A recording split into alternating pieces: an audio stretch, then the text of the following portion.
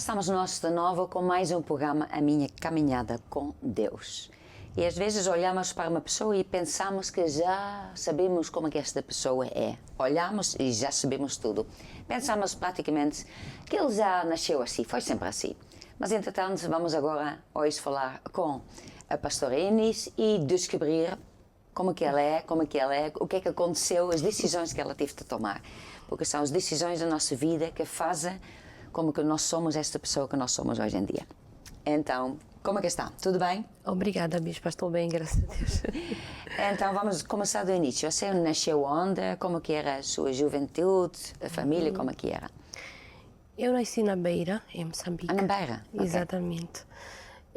Mas o meu pai era militar. Okay. Então, nas missões dele, ele sempre era enviado, estava sempre a sair de uma província para outra. Então, nestas mudanças de lá para cá, algumas das minhas irmãs nasceram em Nampula, okay, e eu nasci na Beira. Pronto. Nessa altura da missão dele. Com 11 anos, sim, os meus pais eles tiveram algumas desavenças antes, não é? Antes de 11 anos, eu acho que eu deveria ter 5 ou 6, e os meus pais separaram-se. Uhum. Eu me recordo que a minha irmã, a terceira, era ainda bebezinha, ela sentava.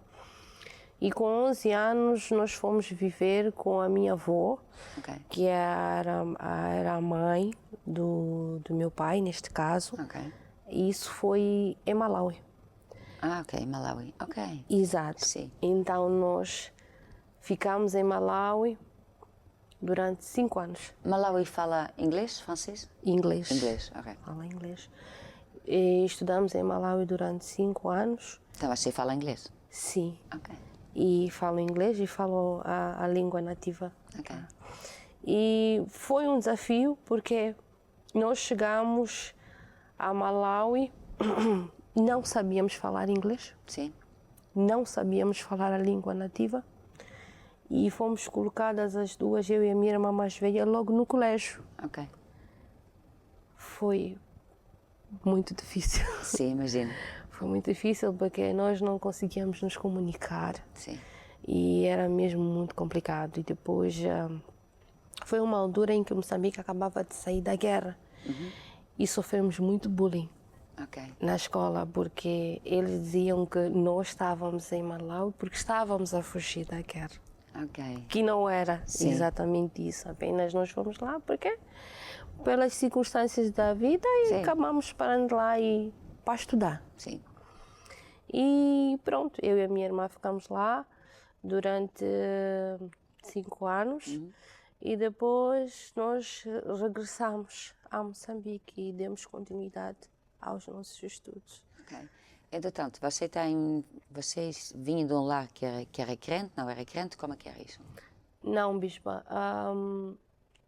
A minha família, tanto da parte da minha mãe como da parte do meu pai, eles não são crentes. Da parte da minha mãe, eles são muçulmanos. Da parte do meu pai, eles são cristãos católicos. Okay. Então, e você cresceu como? Bom, no início, na minha infância, quando era mais novinha, eu, como vivia com a minha mãe, na família da parte da minha mãe, sim, eu professava a religião muçulmana. Então, mesmo quando estava em Malawi? Já não. Ok. Quando fomos para Malawi, na casa dos meus avós, eles eram cristãos. Porque eram os avós do lado do pai. Bom. Exatamente. Okay. Então, já passamos para a religião cristã. Foi lá onde... Você tinha quantos anos nessa época, por aí? Quando fomos para Malawi, eu deveria ter 12 anos. Sim. Sim. Então, você, quer dizer, uma mudança agora muçulmana, depois, fazia alguma diferença? Houve muita diferença, porque primeiro, a forma da maneira como a comunhão, a comunicação, as crenças, a Bíblia, enfim, a igreja, sim, era completamente diferente. Sim. A roupa também, sim, era completamente diferente. Você usava roupas assim, muçulmanas, assim, coisas sim, assim? Sim, antes tinha que pôr aquelas roupas. Sim. Mas depois, quando nós convertemos para a religião católica, já não era necessário tapar, fechar e tal. Mas foi estranho ou não? Quer dizer, a pessoa está habituada a pôr essas coisas? Não foi estranho, porque como já vivíamos no meio dessa Já tinha divisão em casa? É isso? Exatamente. Então, não foi muito difícil de lidar com isso. Okay. Então, no seu caso, tinha montes de gente, algumas eram muçulmanas e outras serquentes. Exatamente. É ok. Exatamente, Bispa. Então, não foi complicado de gerir isto. Sim. Foi mais complicado gerir a nossa estadia lá por causa da comunicação. Sim. Os usos e costumes, a tradição, enfim, nós vinhamos de Moçambique para Malawi completamente diferente. Sim. Exatamente. Entretanto, depois então estudou lá, né? E depois voltou para Moçambique. Exatamente. Depois voltei para Moçambique e pronto, passando um tempo, a minha mãe, ela ficou muito doente e depois ela faleceu. Então, quando a minha mãe, ela perde a vida, eu fui morar em Nampula com os meus tios. Tios do lado da mãe? Do lado da minha mãe. Ok. Mas naquela altura já não havia aquela pressão de ter que voltar para ser muçulmano, porque eu já era mais crescida, então não consegui lidar com isso de uma forma mais tranquila. Ok. Vivi em Nampula durante uns anos. Como é que eu vou parar a Maputo, onde eu vivo agora? No final do ano, eu me recordo que no final do ano, à meia-noite, naquela hora de foguetes e tal, eu disse, não, eu também quero fazer uma virada na minha vida, então eu já não quero mais viver aqui. Aquilo foi assim uma decisão instantânea. Novo ano, novas coisas, o que é que eu quero fazer? Eu quero mudar de vida. Foi uma decisão instantânea. Mas você tinha quantos anos? Eu, 18. Ok. E eu disse, não, já não quero mais viver aqui. Aquilo foi meia-noite já não me recordo do ano, mas 4, 5 dias depois eu já estava em Maputo. Então foi uma decisão radical. Pois, sim. E foi viver onde? Eu trabalhava numa companhia aérea. Ok. E pronto, foi o meu primeiro emprego. Trabalhei numa companhia aérea como... No início eu queria ser assistente de bordo. Eu até concorri, para ser assistente de bordo. Mas, por causa de algumas exigências, eu acabei não entrando. Mas fiquei a trabalhar no aeroporto e também na agência. Então, fiz aqueles cursos e tudo e tal, fiquei a trabalhar lá. Quando eu saio de Nampula para Maputo, continuei a trabalhar nessa companhia aérea. Então, o que eu fiz? Eu falei com uma das colegas que estava em Maputo, então nós partilhávamos a casa. Ok. Pronto, foi exatamente. Assim. Então, foi assim que eu cheguei a Maputo. E depois? O que é que aconteceu depois? Bom, quando cheguei a Maputo, antes mesmo de ir a Maputo, eu assisti a um programa que davam na televisão e é onde eu via lá o meu esposo. Mas não sabia que era o seu esposo? Não. Eu via lá o meu esposo, ele apresentava o programa na televisão. Mas eu olhava para ele, Bispa, na altura, eu não sabia o que é isso de quarta dimensão, nem tinha entendimento, não sabia o poder das palavras, não sabia nada. Mas eu olhava para ele, eu sentia algo de diferente. Era uma conexão instantânea. E eu tinha uma vizinha que era minha amiga também, que vivia lá na zona. E eu dizia para ela, esse moço tão bonito. Esse moço ainda vai ser o meu marido. Eu ainda vou casar com esse moço. E, Bispa, foram muitas semanas eu a falar aquilo, sem entendimento. Foi muito tempo eu a falar aquilo. E aconteceu que quando eu mudei para Maputo, já tínhamos esquecido meio um pouco disso, porque já estava concentrada em querer trabalhar, estava mudando de uma cidade para outra, queria me estabilizar naquela cidade, então esqueci um pouco isso.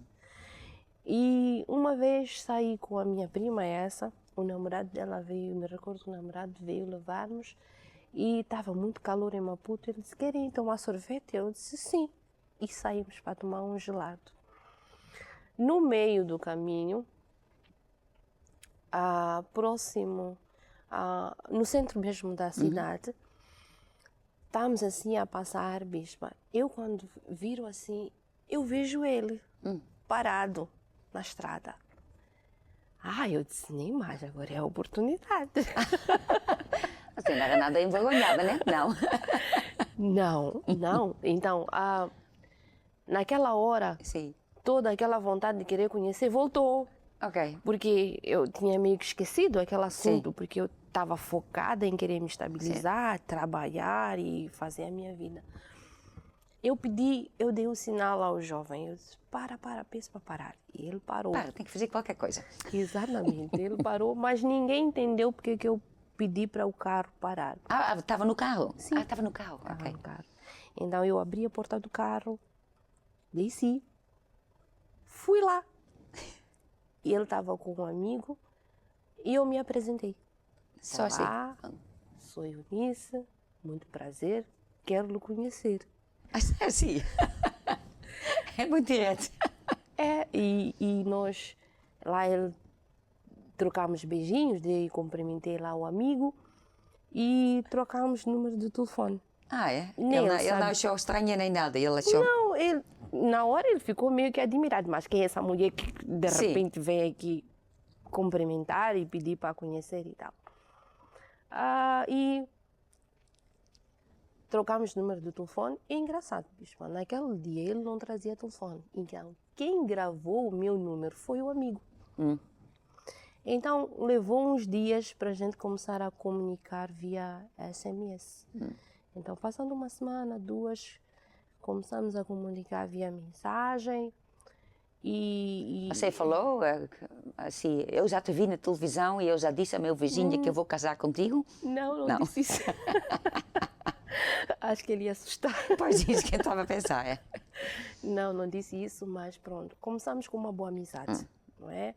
Começamos nos conhecendo, tornámos-nos amigos e depois, passando um tempo, começamos a namorar. Namoramos e pronto. Depois, mais tarde, que eu contei a ela essa história, não é? De como é que eu consegui chegar até a ele, como os caminhos se Sim. cruzaram. E ele faltou-se rir, porque eu disse para ele que eu vi aquilo como uma oportunidade, era pegar ou largar. Então, tinha que pegar, não tinha como. Senão fica sem. Então, pronto. E pronto, estamos juntos já há 18 anos e casados há 11. E estamos aqui, temos 3 filhas. Sim. Entretanto, nesta época toda, você não era crente. Não era crente. Como é que aconteceu isso, então? Foi assim, eu fiquei grávida da minha primeira filha e durante a gravidez eu tive muitos problemas, bispa. Foi horrível, porque não sei o que aconteceu, não sei explicar o certo, mas tive depressão, perdi muito peso, tive anemia, ameaça de aborto, tinha que ficar de repouso. Foi uma grande confusão, bispa. Então, nessa época, eu depois fiquei de repouso lá e tive a menina. E depois de um tempo, fiquei em casa com a criança. E naquela altura foi muito complicado para mim, era tudo novo, eu não sabia nada e depois não tinha a minha mãe por perto, a minha mãe já havia falecido. Foi uma grande confusão.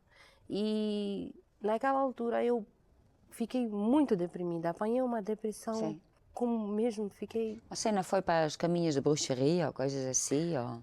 Não, mas eu conheci uma seita. Eu conheci uma seita em que lá se adorava a uma pessoa, a um certo fulano que ele se dizia lá o profeta, lá o Deus lá. E eu conheci nessa fase, conheci mesmo naquela parte do desespero, sabe? Quando a pessoa está à procura de uma coisa que não sabe o que é, mas ao mesmo tempo sente falta. Sim. E pronto, conheci sim essa seita, participei dos cultos lá. E depois de um tempo, eu aluguei, na casa onde eu estava, Sim. haviam duas raparigas lá que eram as proprietárias da casa. E no meio dessa situação toda, elas foram convidadas para a igreja por uma tia naquela semana. Então elas foram, gostaram muito. Quando elas chegaram, falaram. Falar assim. Exatamente. E vendo aquela situação que eu estava a passar, elas convidaram para ir à igreja. E elas diziam, é uma igreja tão animada, tem muito louvor. E elas ficaram muito impactadas com dois momentos, segundo elas, foi a parte do louvor e também na hora dos abraços. Louvor e abraços. Exatamente. Quando elas me falaram e vieram falar assim. Então eu e depois ela disse, podes muito bem também ir falar com o pastor e ele vai te dar um aconselhamento pastoral. Pronto. Ok? Aconselhamento pastoral vai resolver o meu problema. Sim. Você ainda estava a ir a esta seita ou não? Não. Sim. Acho que já não. Então, domingo seguinte, Sim. fomos à igreja. Ok. Você foi sozinha? Fui com elas. Foi com elas, ok. Sim. A minha filha... Sim, mas o seu marido não foi junto? Não. O meu marido estava ainda nas coisinhas dele. Então, fui à igreja, bispa. Receberam-me muito bem. Fui muito bem recebida. Uma das coisas que me impactou muito é o amor como fui recebida na igreja. Não é?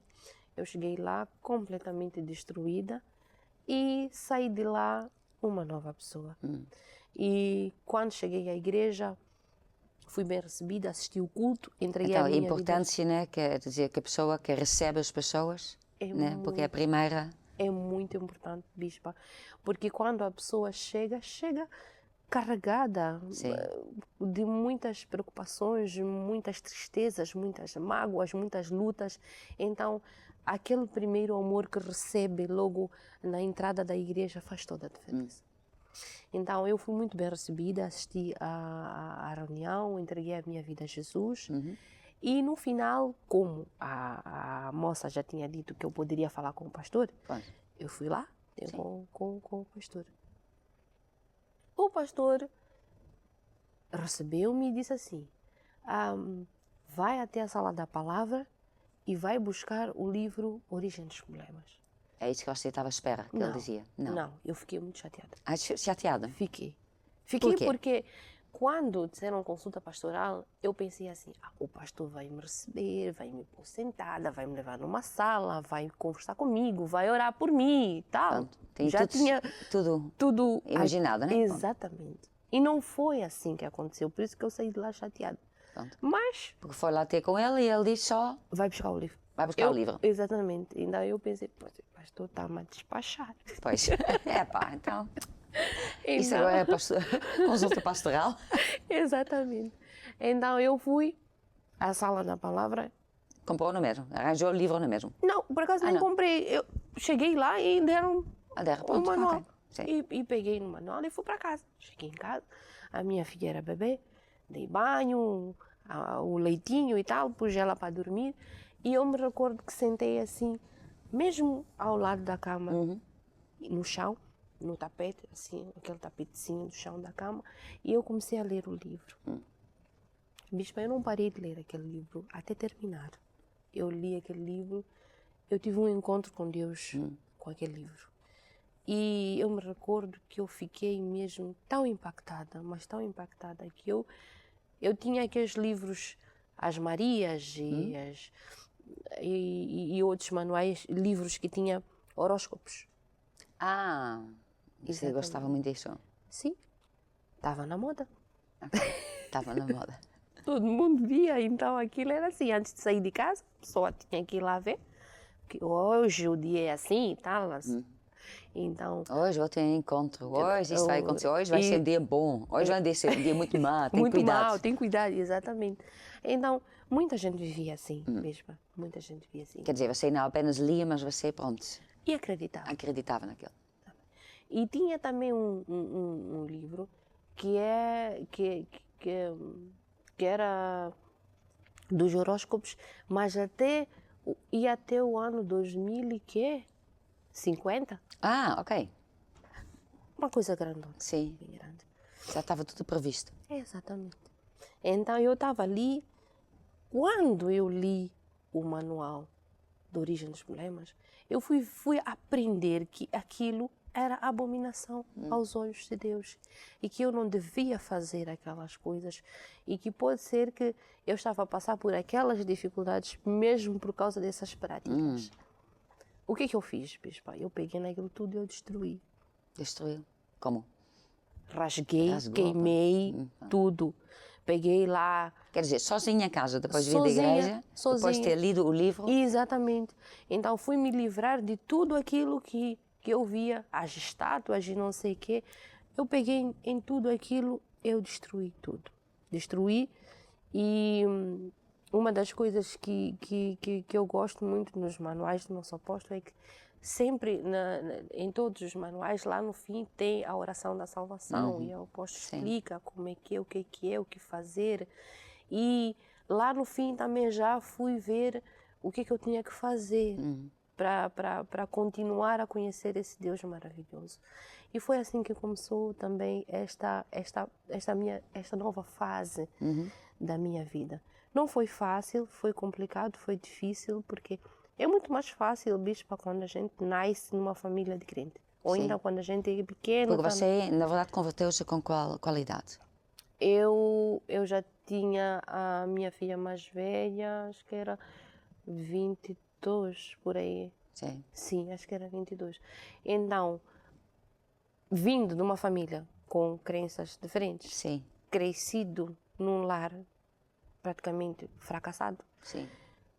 era um turbilhão de coisas para gerir.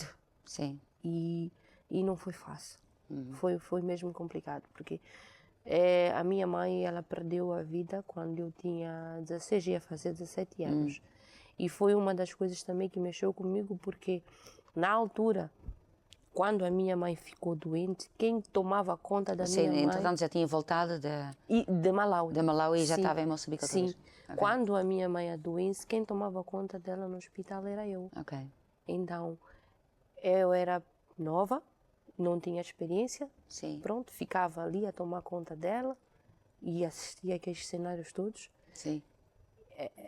Era difícil. Sim. Era difícil. Quer dizer, você estava a ajudar e dentro do hospital estava a ajudar a sua mãe lá, é isso? Ela estava internada. Internada, ok. Então eu tinha que estar lá para poder ficar com ela. Ok. Porque a minha avó e a minha tia faziam aquele ir e vir de trazer o mantimento e os lençóis, a troca, não sei o quê. Okay. Então, quem ficava permanentemente lá então, era em Moçambique, eu. não sei como é que é agora, mas na época era assim. Sim. Tem que ser assim. Tem que ter o apoio dos familiares para tomar conta da pessoa que está doente. Sim, a pessoa fica lá como se fosse acompanhante. Sim, ok. Exatamente. Não.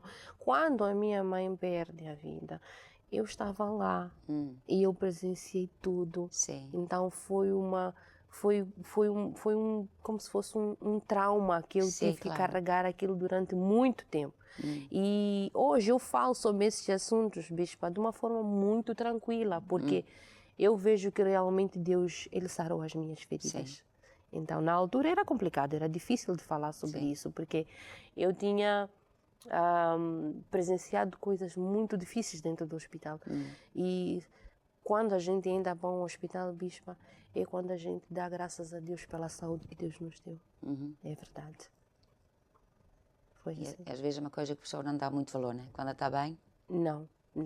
Não. Cada vez que a gente entra para o hospital, vai visitar alguém e a pessoa entra lá, passa por aqueles corredores, cada passo que a gente dá e a gente olha para os quartos nas laterais e vê as pessoas acamadas, a gente diz glória a Deus pela saúde que Deus Sua mãe teve quanto tempo no hospital? Há quanto tempo você esteve lá para ajudar? Acho que foi uma semana. Sim. E naquela semana foi muito difícil, porque a minha mãe já estava na fase terminal, então quem vinha para vir fazer aqueles cuidados já não eram os médicos, eram os estagiários. Ok, mais isso. Exato. Sim. Então o estagiário quando quer apanhar veia, ele fica ali a tentar durante muito tempo, troca. Sim. E não, eu ficava nova a assistir aquilo. Aquilo era uma situação que doía-me por dentro, Claro. sem poder fazer nada, somente a assistir aquela situação. Foi muito difícil. Foi muito difícil. Entretanto, eu acho que depois vamos continuar a falar. Quer deixar uma palavra para as pessoas que estão a assistir? Talvez também passe por uma situação difícil para dizer que há esta esperança que você venceu e eles também vão vencer. É verdade. Eu gostaria de deixar aqui um recado para todos, que os caminhos de Deus não são os nossos caminhos. Muitas das vezes nós fazemos os nossos planos e traçamos a nossa vida à nossa maneira. E Deus quando vem, Ele parte tudo e faz uma nova vida. Ele nos dá uma nova vida. E tudo o que nós temos que fazer é crer e aceitar que realmente Deus, Ele tem um plano maravilhoso para cada um de nós. Muito obrigada. Então, já voltamos.